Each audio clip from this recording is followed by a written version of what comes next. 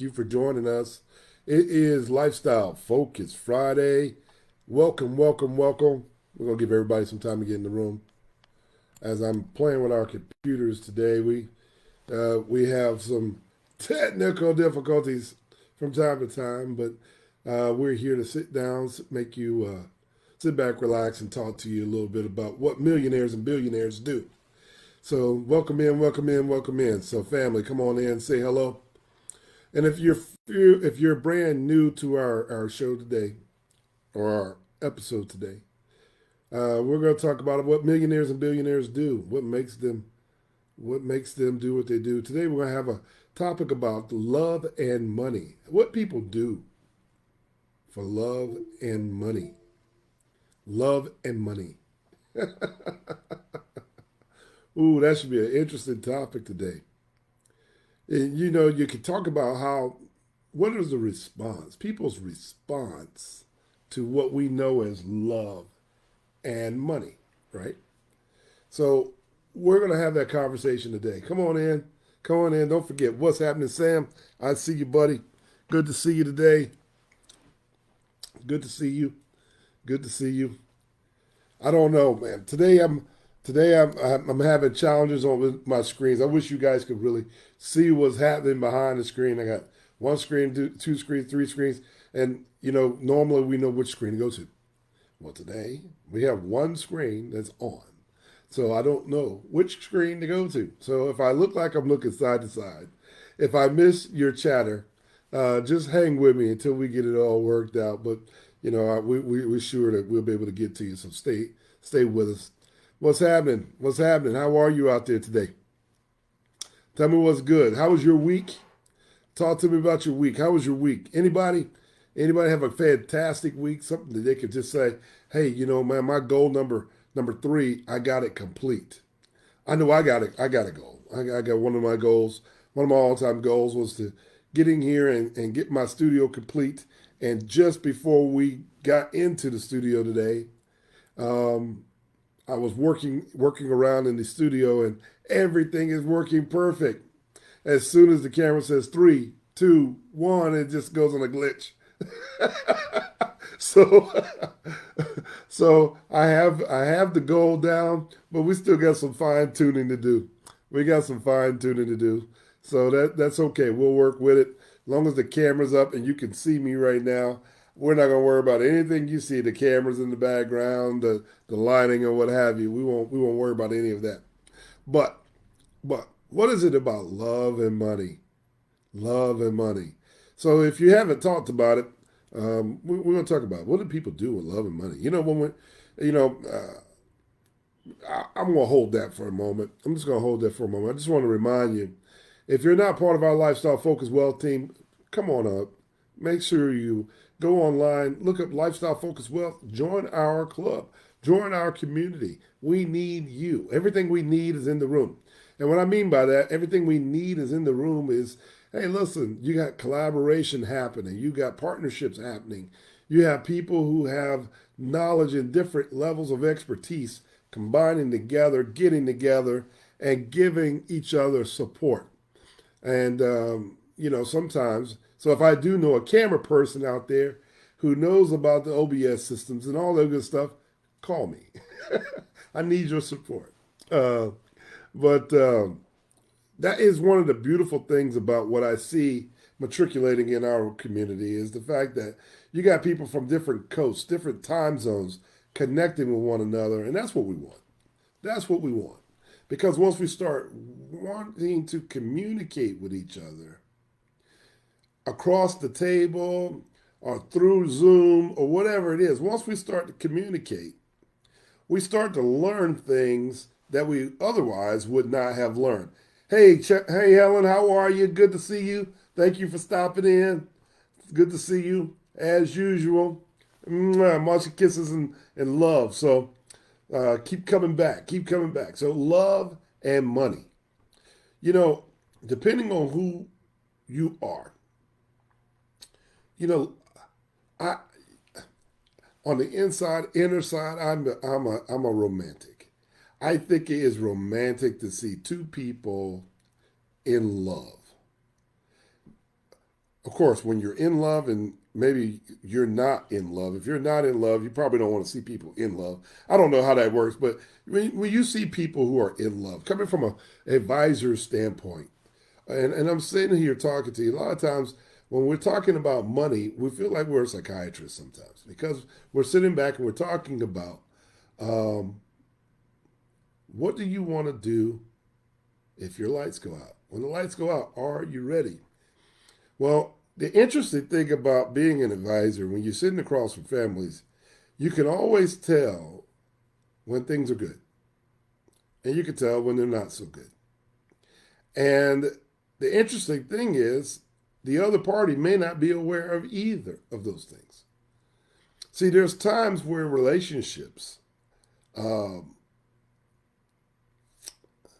we're not all angels, right? We're not all angels. It's not always great. But when two people care for one another, they do anything, and I mean anything, for the support, the love of that person. And you can tell when there's no trust being violated because they will do almost anything. Let me take you back to something I've witnessed. And this is a real story. I just got to share with you a real story. Welcome, everybody. Come on in. Lifestyle Focused Wealth. I'm your host, Ronco Johnson, keeping you company this afternoon, Fridays at 1 o'clock. And we're going to talk about love and money. And what we're going to talk about, I'm sharing with you a real story, but it's a story that it had to make me think about some things a little differently when it came to love and money. One time I had a client that came in. He owned a construction company, and he and his wife came in, and they're sitting in front of us. And I want you to imagine, she's beautiful. She's been a stay-at-home wife. She's been with him for almost 37 years, and they got a beautiful home. And he makes a great living, and what have you.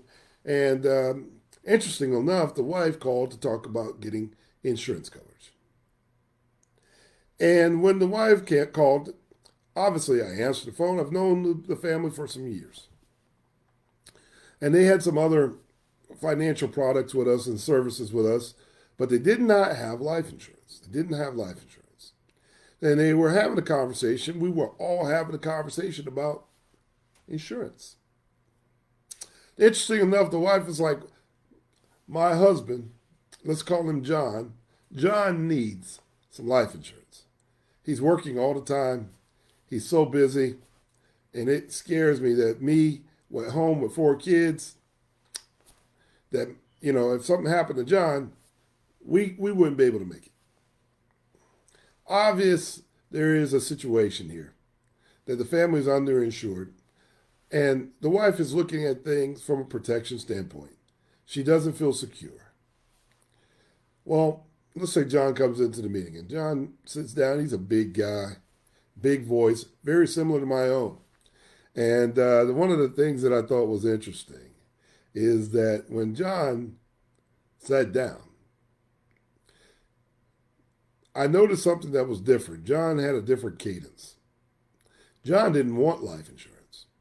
John didn't think he needed life insurance. But out of respect for me, he didn't want to just say, hey, man, I don't want life insurance. He maintained his calm and kept quiet throughout the meeting. And the meeting went about an hour and a half. So the wife pretty much ran the show. Well, there was a point in the information where we're educating you about your services. And I turned to John and said, hey, John, obviously you got a need here. I mean, you're up in the $2 to $3 million need. Do you feel it's important to secure this particular need so they can replace the income for your family? John paused for a moment, and then John said to me, I understand what you're saying, and yes, I think it's important. But I'm not buying any life insurance on me today. When he said that, obviously, the Mrs. heard something different. She says, John, you wouldn't get insurance so I could be able to survive? John looked at her a little differently. He doesn't say anything. What do you think that's saying? From the advisor standpoint, I'm sitting across from them and I'm sitting there looking at them and saying, something's not right. Something's not right. The missus gets upset, excuses herself, dries her tears, comes back into the room. John says, Mr. Johnson, I'm going to excuse myself, and he leaves. Right? He starts to walk down the stairs. The missus is going behind him, and she's giving him the business. Right? She's giving him the business. As they leave, I'm thinking to myself, well, I guess they're not going to be, they're not having a good time with this conversation today. So, about 30 minutes later, the phone rings.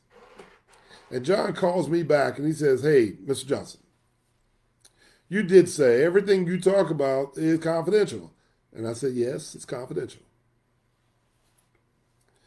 And he says to me, well, I'm going to swing right back by and talk to you. Now, in this scenario, he comes back to my office by himself,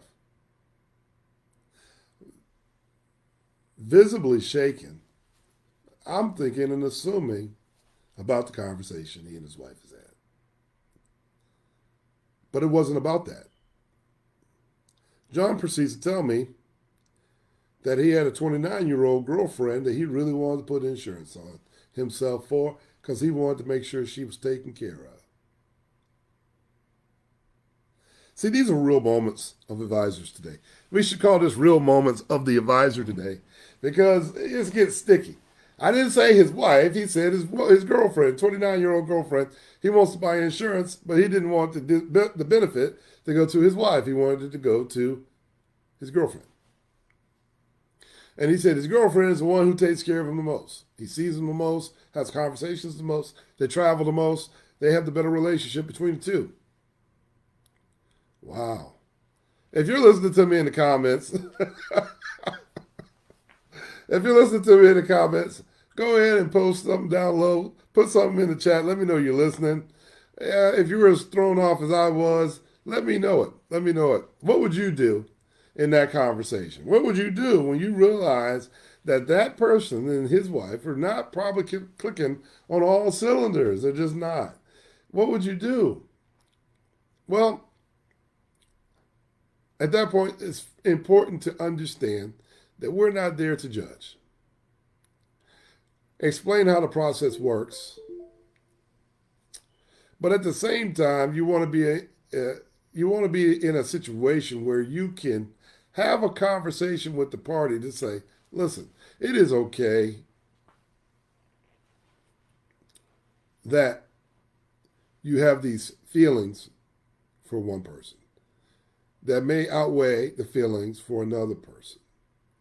But all these persons are depending on you.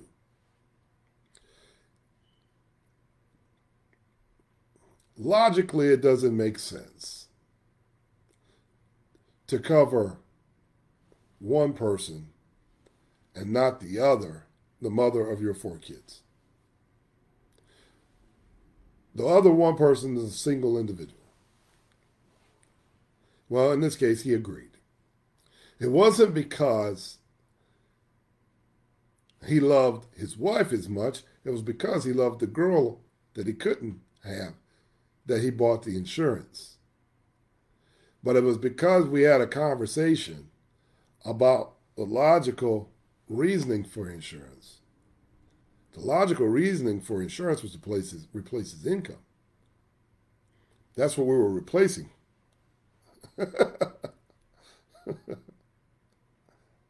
Who needed his income?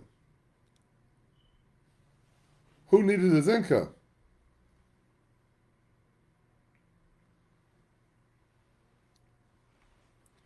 I hear you. I understand. Helen, I got you. I know. We all want our kids to be taken care of, right? This is a real one. You know, we want our kids to be taken care of. Yeah, so, I think it makes sense when you're talking about love and a relationship, it makes sense to say, well, listen, if I'm in a situation where I'm dependent on another person, another human being to make the right decision, maybe, just maybe, you're having a lights out moment.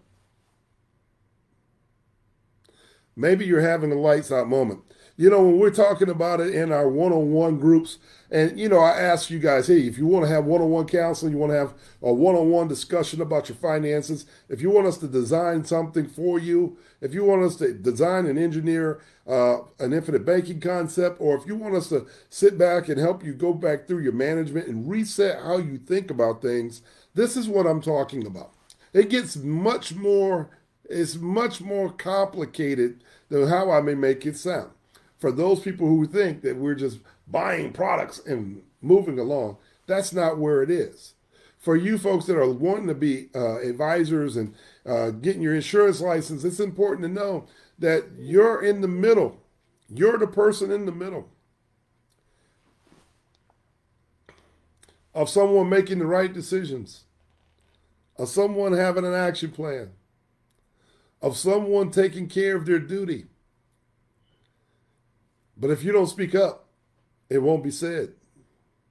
And a lot of times we don't know that we have that type of influence.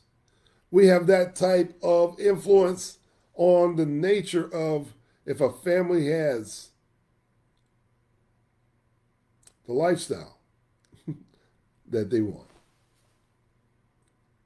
I can tell you, after many years, I know the difference between a widow with and a widow without. But if that widow with were to tell the widow without,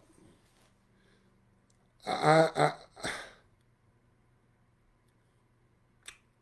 a lot of times you'll find that it is the female in the family that forces the male to get the coverage. And it's the male who thinks that they can just work through it with cash. Y'all, hey, look, we're having a deeper conversation. What about love and money? We're talking about scenarios today with love and money. It's Lifestyle Focus Friday. I'm your host, Ronco Johnson, keeping you company this afternoon. What do y'all think? Tell me, what do y'all think? What should have been done? What should have been done? Do you agree that, hey, listen, if it wasn't for the wife bringing the topic up of being taken care of, is she looking out for the family? Is she looking out for herself? Is she looking out for him? Or a combination of all of those things? John, going to get the insurance, is he looking after himself? Is he looking after the girlfriend? Or is he looking after his family? Tell me, what do you guys think? What do you think? Hey, if you could, just go down to our comments and make a comment. Leave me something there. And don't forget to like us while you're here. Press the button. Hit like. Hit share. Send it all the way out. Let people know. If you're catching this broadcast on YouTube, do me a favor. Don't forget to subscribe. Subscribe, subscribe, subscribe. And then hit the notification bell. That way, when new content comes out, you are addressed and you get an opportunity to hear us first. So thank you very much for doing that, taking that second to hit like. Thank you very much, and making your comments. That way others can see that what you're talking about, it means something to you. How would you feel if you were in the scenario? But put yourself in every scenario. Person, if you were John, if you were the wife, how would you respond? If you had a spouse that you or a partner that hesitated to take care of their family, what does that mean to you? What does that say to you? What does that say to you? Hmm? I'm looking online and I'm looking at your comments and I'm looking and I can see that a lot of you are shocked right now. You're shocked right now of the conversation. But while you're thinking about that, we'll talk about another scenario. Let's talk about another scenario where I had a couple of folks that I had met some time ago, and the love was so strong. this was more of a beautiful story. Story number 2 was, let's say Jacob and Janine had been married just over a few months. I mean, they're gushing over each other, and they've already put business together. They're a blended family. He's successful. She's successful. They're the love chronicles of what to do. Sit down, we do our work. And Jacob says, I want to make sure that my wife has everything she needs.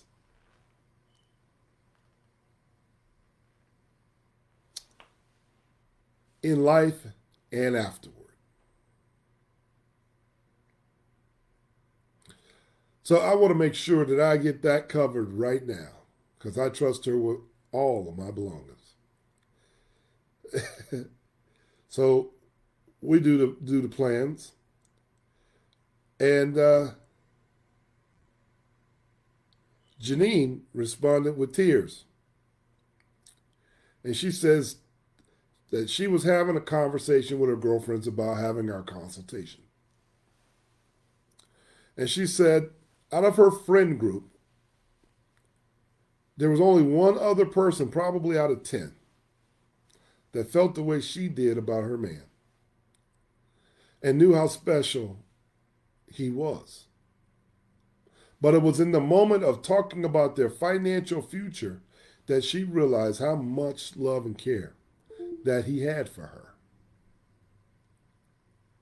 And it brought her to tears, a happiness, actually, to know that he just said, almost like a Hallmark moment, I want to make sure I take care of you in life and afterward, so that you have no worries for the rest of your life. Man, that's like almost putting the jacket over the puddle. That's like opening the door. That's like bathing you and massaging your feet at night. I'm taking care of the things that you are most fearful of, is surviving. In turn, Janine said, I would be nothing in this world without this man. He takes care of me. He provides for us. He gets in. He puts his hands in. He's always thinking about us first. I have to be insured, because if I'm not around, I want him to have all the support and more than I give for him to continue living the lifestyle that he deserves. Man, I'm sitting there thinking, you can't make this stuff up, ladies and gentlemen. You can't make it up. You can't make it up. But it's a beautiful thing. It's a beautiful thing to think about. These two couples love each other so much that they're concerned, and they want to make sure that each one of them are able to take care of their families individually. One didn't have to push the other. They made a decision. They come to the circle together as a union. And they started to talk about their financial plan. Now, this is not about just life insurance. This is not about that. This is about understanding that the conversations of building your own bank and being a wealth manager and estate planning and having wills and trust and all these different things and corporations, all these things matter. And it brings up some raw emotions when we're having these conversations that many people just don't want to think about it. They sweep it under the rug. But I'm going to tell you, when you're having these moments is when you see the cream rise to the top. When they can make a difficult decision very easy. When you can walk through those questions and answer them responsibly. Needless to say, that couple is still together today. The first couple I gave you, they are not. But you could tell from the very beginning which one was going to make it or not, right? Which one's going to make it or not? It's interesting to see over the last 25 years how certain families have come together, they've grown together, they've had the kids, they've been a little bit disjointed at times because they're not the primary responsibility anymore. It's the kids, right? So, once the kids get started and they're young, a lot of attention goes to the children. Basketball practice, dance recitals, PTA meetings, all those things. But once the children go off to college, mom and dad are home together with nothing else to do but look at one another. And many times they'll find that, man, there's some change that's happened. Everything they've done was for that nucleus. But it's a beautiful thing to see it when two people still enjoy each other's company. And they have time, not necessarily money. They have time to enjoy those moments. They have time to create new experiences. They have time to see grandkids. They have time to travel the world. They have time to do whatever it is that their hearts desire because they've already planned.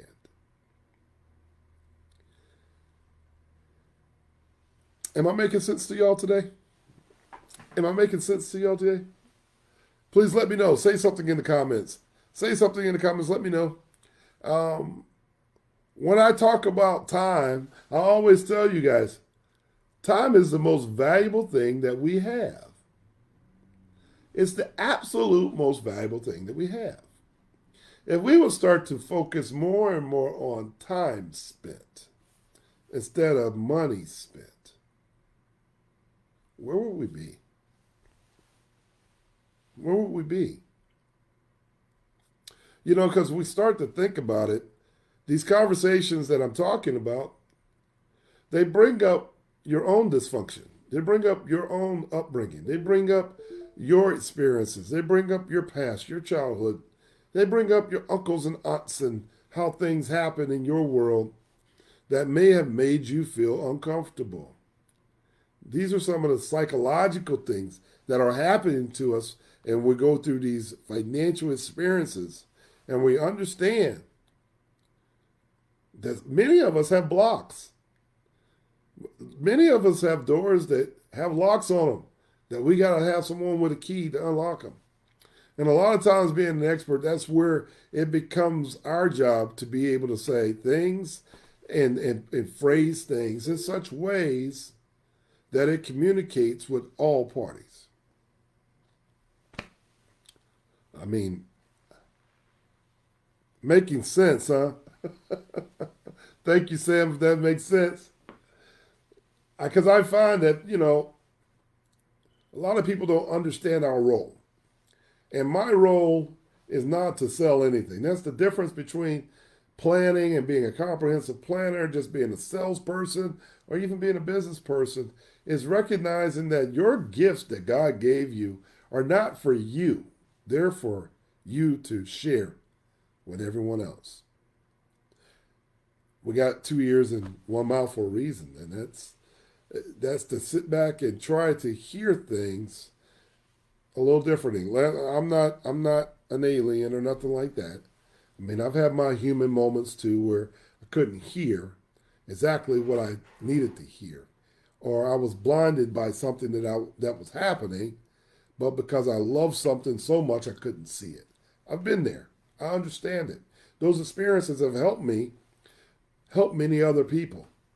And, when you're thinking about it, the things that make your heart burn are the things that have made my heart smile. Have you been talked about? Have you been lied to? Have you been cheated on? Have you been disparaged? Have you been through the hard knocks of life? Have you been through those things? Well, the question is, if you got someone that's gone through a lot, they're probably more educated about the solutions than you may think. They're looking for people who can provide the solution. And a lot of times the solution isn't because you're a financial expert. The solution is because you've gone through something. Those people who have gone through it, whether I've gone through it on my own, I've gone through it with 1,000 other people that I've interviewed, you've gone through something. And through going through it, you've come up with a solution. You've come up with a strategy. You've seen what works. You've seen what hasn't worked so well. And you're able to pass that information to the next one. Fortunately, I can say to you guys, man, I have had time. And having time on this planet, on this earth, gives me an opportunity to sit down and talk to y'all. Share with you guys what other people do, what millionaires and billionaires do. The truth is, they're just human, just like you. They go through these things just like you. But we always focus on the money. Remember, we're talking about what millionaires do, what billionaires do. Well, how do you quantify time? If I were to sit here and say, what do people with 100 years do? Would you be watching? What do people with 50 years do? Would you be watching? Somehow we're all focused on how much someone else has to even give us a signal of if we're going to listen to them or not. I told a young lady just the other day, I said, man, you are wealthy. And she said, I am not wealthy. I barely make X amount of dollars a year. I am not even close to being wealthy. And I said, well, it depends on what you mean wealth. Are you calculating dollars or are you looking at all the things around you? Because from where I'm sitting, you and your husband work together. Your kids are grown. Grandkids running around. Your home, very modest, paid off. Cars, paid off. You're still working. And now you're starting to accumulate and you're starting to put these financial plans, strategies, and solutions together. And you're starting to change the way that you think. You're beginning to reset all that damage so that your kids and the kids' kids don't have to suffer. That's wealth. I think that's wealth. It does create dollars in the future, yes. But you're wealthy. You got a wealth of love. You got a wealth of knowledge. Am I making sense, you guys? If that responds to you, please give me some thumbs up. Send me some hearts. Let me know what's going on. Hey, listen, this is Lifestyle Focused Wealth. And for those of you who are checking in a little bit later, I'm Ronco Johnson, your host. We're talking about love and money today. Love, money. And someone said, I love money. Love money. Hey, Donna, what's happening? I see you out there.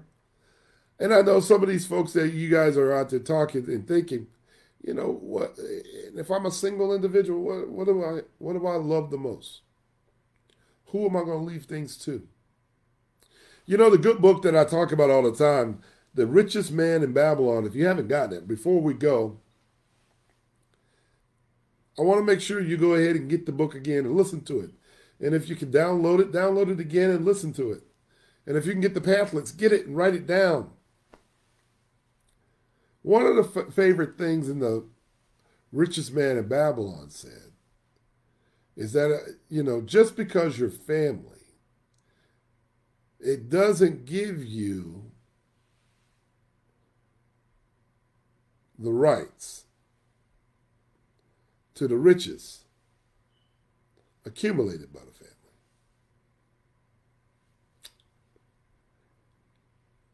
Kaysen in the book, he made sure to say that There is no obligation to leave anything to a person just because we're family. In the book, he left the money to a slave who had been following him in his teachings. And in doing so, he absolutely knew that the person that he left his wealth with had begun to live and had become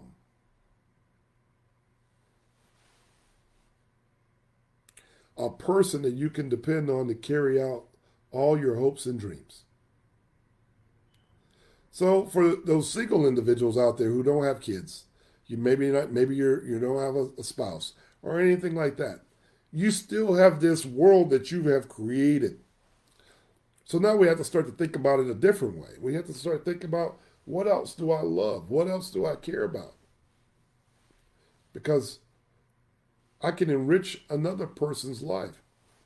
But if I follow the principles of wealth is to say, look, I want to leave my belongings to people who understand how hard it was to mine gold, to people who pay back their debts, to people who think more in enterprise than they do selfishly, to those who, when they have it, they give back to a community, they grow it. I think when we're talking about the estate planning arena, we have to start thinking about it and identify who's in our network that if my lights were to go out, who could I bless with my belongings, because I know that they're very principled, number one. Number two, they're going to take care of the responsibility. See, this conversation is not just about marriage or love and a relationship. It's about the thought process that happens in real time when you sit down and you dig deep about what you want your future to be, what you want to leave in your future. And these conversations, they're so deep because they're filled with a lot of heavy conversation, a lot of heavy topics. But I can tell you, once you've had the conversation, you're smiling. Once you've had the conversation and you start putting things in place, you start feeling better. You start having less fear. You start valuing the time differently because you're not worried about if the family is going to be taken care of or supported. Thank you, Donna. I see you. I think I should call these Chronicles with Ronco today. There's great stories, but they're real. These are not made up. These are real stories. And everybody has one. And I don't think a lot of times when we're talking about our financial goals, our estate planning goals, our wanting to become wealthy goals, becoming our own bank goals, I don't think we have anyone to sit down and just kind of talk to us about, hey, how is it that I'm supposed to be feeling? Maybe I had this one idea that I'm going to go in and buy something like I was buying a toy off of Amazon, where there's just a transaction that happens and I'm there. Well, that's not how this works. That's not how this works. This thing is about building based off of love and emotion and things you care about and trying to figure out all the complexities of life. I may have 3 children. One of my children saves every dollar. The other one spends every dollar. And the third one may be a combination of all these other habits. I may have a child that needs support. I may have a special needs child that definitely could not handle the responsibility. These are all these things that we have to have conversations about. But it's the love that allows me to sit down with an advisor and discuss my money, the future of my money. That's why I call it Love and Money on this particular episode, because it's definitely one of those things that, you know, I can say that over the years, I've been honored to be able to sit down and help people get to that place. And because of that, I have a tremendous amount of knowledge about the shortcuts to get to where you want to go. And that's why I say being in a room like Lifestyle Focused Wealth, where I can collaborate with other minds who probably have had similar situations as my own, who have expertise in different areas just like I would. I want to be in that room. It's fascinating, the conversations that go on and the way people do things, and the way they move. When we all can come together, because we all know that we are all alike. We share a common bond that we're all planning for our lights out moment, and that we're prepared for when the lights go out. Hey, listen, that's my time today. I'm Ronco Johnson, your Lifestyle Focus Advisor. Catch us every Friday, 1 o'clock on social media, LinkedIn, Facebook, YouTube, TikTok, you name it. But don't forget, if you want to do a one-on-one session with me, you can catch me at Ronco Johnson on any of those platforms, or go to www.roncojohnson.com and